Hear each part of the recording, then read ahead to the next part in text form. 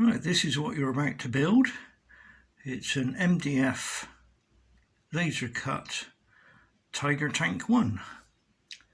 About 1200 pieces in total. The tracks alone, there's 960 parts, so it's going to keep you quite busy. Give you some idea of size. That's a loo roll. I'll just pan round.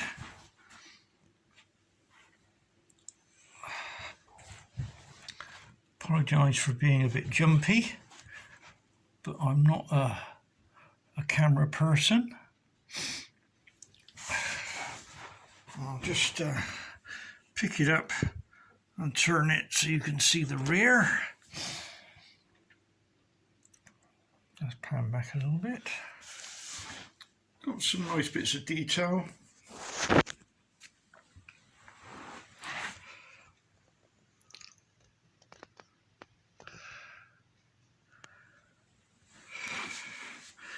And let's turn it back again. We have a turret that rotates. Gun barrel is fixed. The tracks and wheels do move a little bit, but it's not really designed for that. Let me give you some sizes. It weighs 1.3 kilograms. Body length is, as you can see, about 15 inches. And it's about 19 inches to the end of the barrel. Width is about 8 inches, 8.5. Height, we're looking about 6.5 inches. That's about all I can tell you about it, really. It's thoroughly enjoyable to build. Will certainly keep you occupied for quite a few number of days. It's all built with super glue and PVA wood glue. Any problems, drop me an email. If you break any parts, drop me an email with a picture of the part that you've broken or lost or screwed up, and I will obviously send you one straight away free of charge.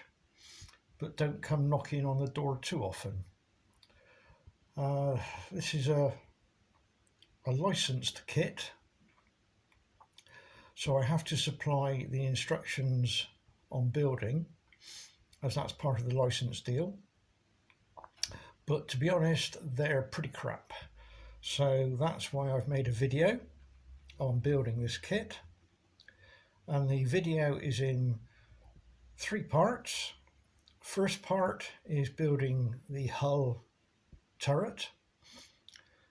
Part 2 of the video is wheel construction, axles and wheels and sprockets.